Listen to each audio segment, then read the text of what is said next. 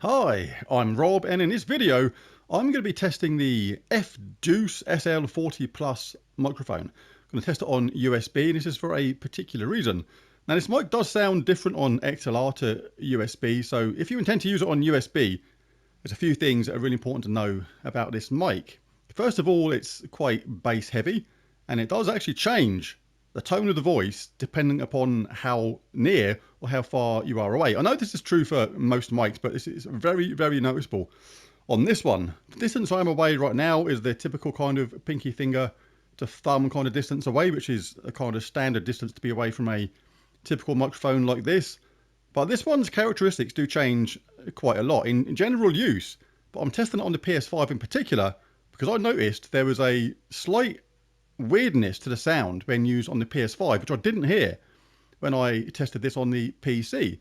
It was a little bit bassier than I'd like, but some people may like that. They might want to add that extra sort of richness to the tone because this is a very rich sounding mic, and if you want that sort of tone, that sort of sound quality, then this may well be the mic for you because it's got a lot of really great features as well. It's got a plus minus. You can actually increase how loud the microphone is if you feel it's a little bit too quiet.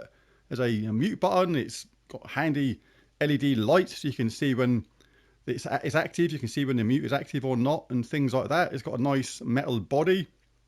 This version has got a choice of XLR, USB. It's got a headphone input so you can actually monitor the volume yourself. It's decent. It's got a nice stand with it and it looks the part as well. It's a really, really nice looking mic. But microphones aren't about looks. They're basically about how good it sounds. That is the absolute nitty-gritty about a microphone. If it doesn't sound any good, then it doesn't matter how flashy or nice it looks. It's just not doing its job if it doesn't sound good. Now the thing with the tone of this on the PS5 does seem to change depending upon what you're listening to it on. I'm just literally talking normally through this whole thing, not making any effort to say anything in particular. I'm just describing my thoughts as I go along. But on a TV or an amplifier which has got like a good range of sound, from the low notes right up to the high notes, this microphone has a slightly tinny, almost metallic kind of sound to it.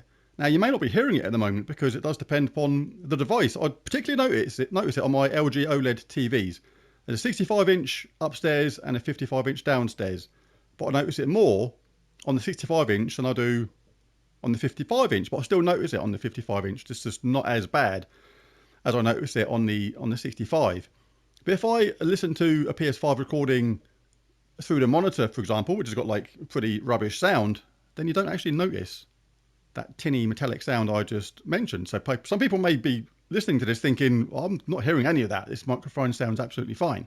So if that's the case, then you still may really love this microphone, but it kind of put me off using it because I just didn't like that slightly unnatural metallic-y sound I kept on hearing. So I ended up changing the microphone for another one. But value for money wise, I still think it's pretty decent because if that slightly metallic sound thing is just something which is only apparent on some devices, you're not really going to notice it. A lot of people watch YouTube videos and things like that through their phone, through the speakers in their phone. Most phones haven't got tremendous sound quality. I played it through my phone. It sounded fine. I didn't notice that metallic-y sound tone. So maybe it's me being over fussy, but I thought I'd mention it because PS5 recordings to me do sound slightly different to when recorded on the PC. So let's do a few more tests. Let's do the old She Sells Seashells by the Seashore, testing those S's. And Peter Piper picked a peck of pickled pepper. He did. That's from the normal pinky finger to thumb kind of average distance away. But this microphone gets different when you get closer to it. It becomes a lot more bassy, a bit louder. I know a lot of microphones do that. It's standard. But with this one, it's more noticeable than most other mics for me. So we'll get a few inches nearer now. Hang on, I just need a quick slurp of my tea. My throat is going a bit funny. You can probably hear it. I'm trying to stifle a cough half the time. Oh, lovely. Right, so let's now get a little bit nearer. So we're now like about 5-6 inches away, or just above a fist width. So Peter Piper picked a peck of pickled pepper, and She Sells Seashells by the Seashore.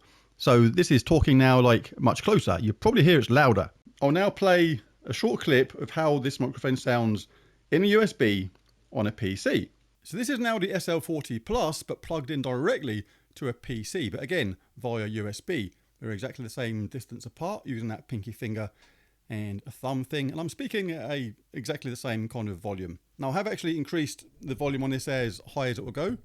That's the sensitivity button there. We've got it as high as it will go. So you'll notice it's probably a little bit quieter than it was on the PS5. But on the PS5, you can actually adjust microphone volumes on that. So maybe that's something that I've done in the past, and that explains why the microphone seems louder on the PS5. But what I did notice about the PC recording with this microphone was that metallic-y, tinny sound was no longer really there when recording on the PC. It sounds a little bit more natural.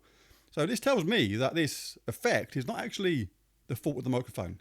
That's something the PS5 is doing when recording with USB microphones on the PS5. So you can't really blame the microphone for that, but it is still something to consider if you're thinking about using this mic with the PS5. And like I said before, this sound, this effect only really comes across, only is noticeable when you actually listen on a high quality device. If you're listening on a low quality sound monitor or on just a budget phone or whatever, then you're not really going to notice that kind of sound effect, just making that clear. So let's do those tests again on this microphone plugged into the PC. So she sells seashells by the seashore, and Peter Piper picked a peck of pickled pepper. Let's do them closer. Peter Piper picked a peck of pickled pepper, and she sells seashells by the seashore.